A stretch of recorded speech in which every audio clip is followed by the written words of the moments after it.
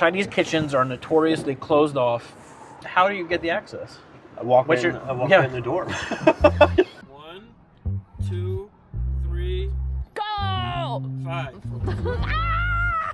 While we were in Sichuan, Graeme and I took a little time out to share with you guys how these videos get made. Left. Like any serious video producers, we did it on paddle boats in the park. Easy.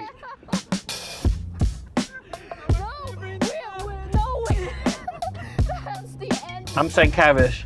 This is Graeme Kennedy. We're live in Zigong, Sichuan.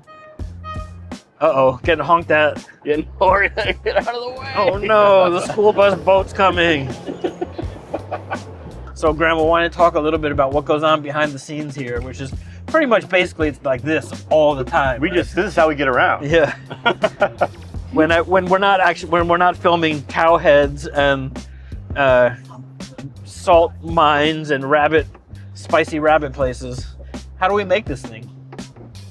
This is a bit of a team effort. We've got some researchers in the boat back there trying to keep up with us. We've got Angela behind the camera over here. And ultimately, it's a lot of research. So, Chris, why don't you tell us a little bit about how much research goes into these and how that works? Because a lot of research goes into these. A lot of research. Before we arrived here, we spent 2, 3, maybe 4 weeks doing research, reading all the academic papers that are out there about Zigong, reading the books that people have done about Zigong in Chinese and in English, not necessarily about the food, but about the history of Zigong, its salt history. We talked to a lot of people who are already here in Zigong. So it's a combination of academic research, desktop research, talking to people, not just me, but with our research team, with Ifan, with Chino, with Leo, with Jesse, with Rachel. And that's just to give us the most basic framework for when we actually get here and see what we find. Because of course, what you find on the ground is different than what you thought you were going to find sitting at your computer in Shanghai.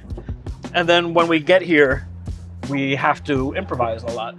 Yeah, there's a lot of flexibility, a lot of showing up in places that we didn't think were the right place or changing things last minute, but you got to be flexible on these shoots to make it.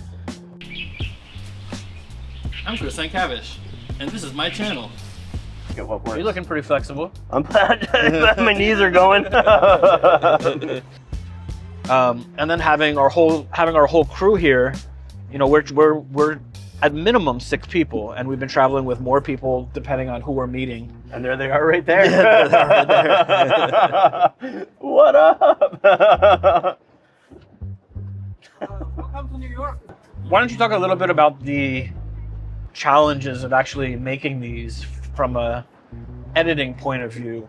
I mean, I think you said we're shooting about 1 terabyte of footage, maybe even more on this trip.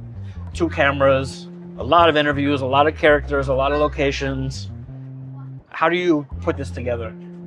I mean, starting with the fact that everything in these kitchens in China happens fast, especially out here. A lot of these dishes are getting cooked in less than 30 seconds, less than a minute.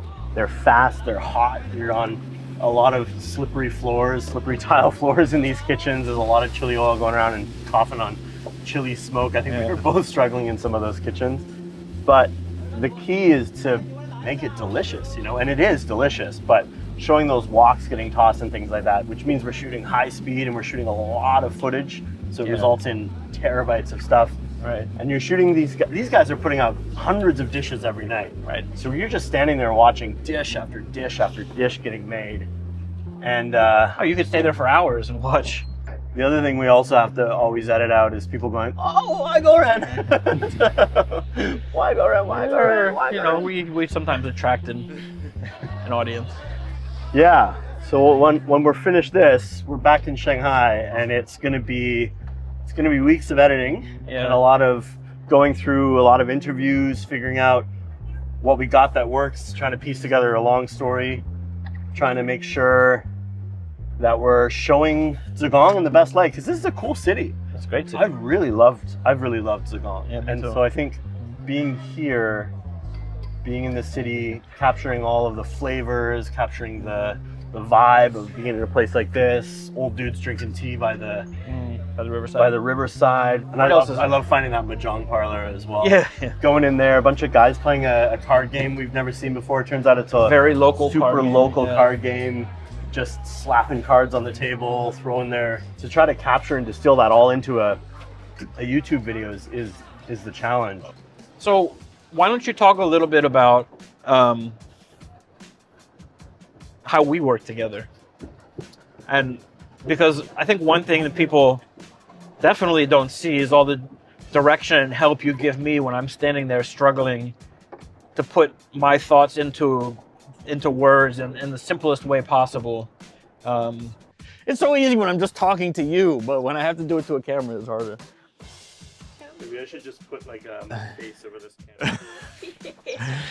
The problem with Chris is he has too much information. Yeah, I can't get it out. So much information. I mean, it really, the challenge is always, you know, Chris as a writer, the challenge is always, how do you take something that would easily be a whole book and turn it into probably a 20-minute long YouTube video, right? And I think for us working together, it's interesting. You know, I come from a background of shooting fast and furious food photos around China and shooting short documentaries that are 2 minutes long. And you come from long form writing, and so the crossover is really interesting. And we come to the table, we come to these shoots with far more information than we can ever fit into a video. We could have made 10 1-hour long pieces just about Zigong. So much information. I mean, to capture that is easy, but to edit that down and to cut that down and to guide Chris through that is always really interesting. Here's a question for you. When I was pitching people the idea for this YouTube channel, not you because you agreed, but there were people who disagreed and said you're never going to be able to get access. Chinese kitchens are notoriously closed off. People don't want to talk to you. People don't want to share their secrets. It's a closed door. I see you walk right through that door over and over and over again. I say I'm sorry for those people. I'm sorry that they can't see what goes on in these kitchens. You know, I've shot in Western kitchens, I've shot in Michelin star kitchens, I've shot in, you know, burger joints and pasta restaurants, and all the way into Chinese restaurants across China, from big to small. And I think it's a shame that people feel they don't have access to these. But I guess the question is, how do you get the access? I walk right in the door. I think, you know, obviously there's times when someone doesn't want me in there, and you always kind of get a sense of that. And we respect that, but We respect. it's amazing that it's like 9 out of 10 times you walk through the kitchen door and they're like, yeah.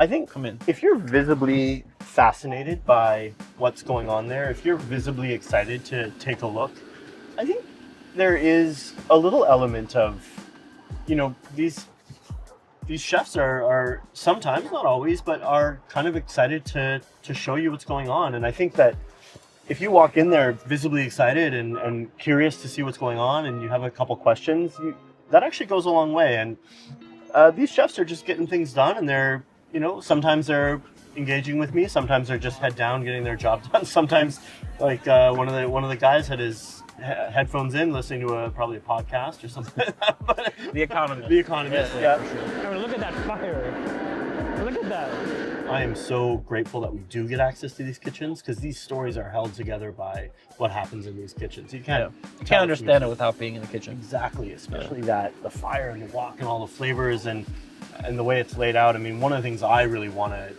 make sure that I put in all of these pieces is just how incredibly dynamic these kitchens are and these dishes are in terms of getting made, because the skill, there's no recipes, there's no timers, there's no, you know, these guys are just getting handed a plate of vegetables and meat.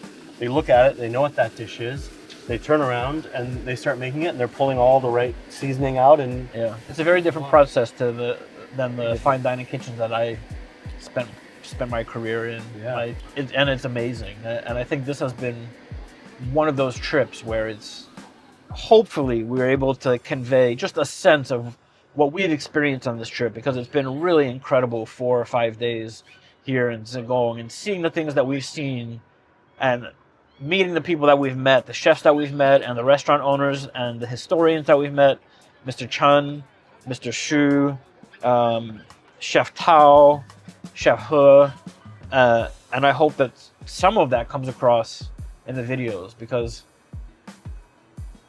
I mean, I don't see the stuff reflected on. I don't see China stories like this reflected so much in the media, and I would like to. Yeah, for me, that's what is really precious for me is just for somebody to see this and think, I had no idea that China looked like this or felt like this. Or it's just so encouraging because the country is so large, and it's almost countless how many other cities there must be like going out there that we haven't been to yet. We're gonna try. We're gonna try. We're still going. Every city in China before we die. Yeah, and we're gonna start by driving this boat. We're gonna get to the next city up the river. Yeah, we're gonna paddle the Chongqing up the river. Yeah, we're going to Chongqing. All right, let's go.